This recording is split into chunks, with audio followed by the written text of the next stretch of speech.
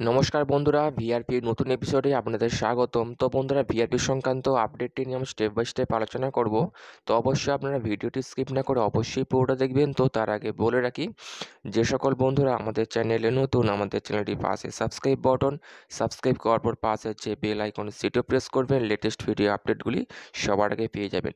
দেখে নেব আজকের ভিআরপি সংক্রান্ত গুরুত্বপূর্ণ আপডেটটি। আমি ভিআরপি আজকে আমার সামনে যারা বসে আছেন, আমার অগ্রজ, তারাই আমাদেরকে কাজ করান, ফিল্ড ওয়ার্ক করান। এই ফিল্ড ওয়ার্ক করতে গিয়ে আমাদের অনেক প্রতিবন্ধকতা, অনেক সমস্যার সম্মুখীন হতে হয়। বিশেষত ফিনান্সিয়াল যে প্রতিবন্ধকতা রয়েছে, 175 টাকা কর্মী আমরা সেই যত 2016 সাল থেকে বই নিয়ে বেড়াচ্ছি। আমরা একটা শক্ত ডাল ধরেছি, সেই শক্ত ডাল হচ্ছে কর্মচারী রাজ্য ফেডারেশন, যার প্রধান নেতৃত্ব দিচ্ছেন আমাদের মাননীয় প্রতাপ নাইকদা।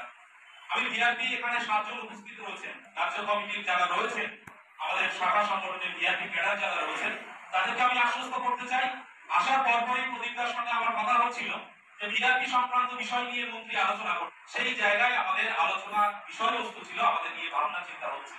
আমি ভিআরপির উদ্দেশ্যে একটাই বার্তা দেব, সেটা হচ্ছে এমনি এমনি কিছু দেবে না কেউ।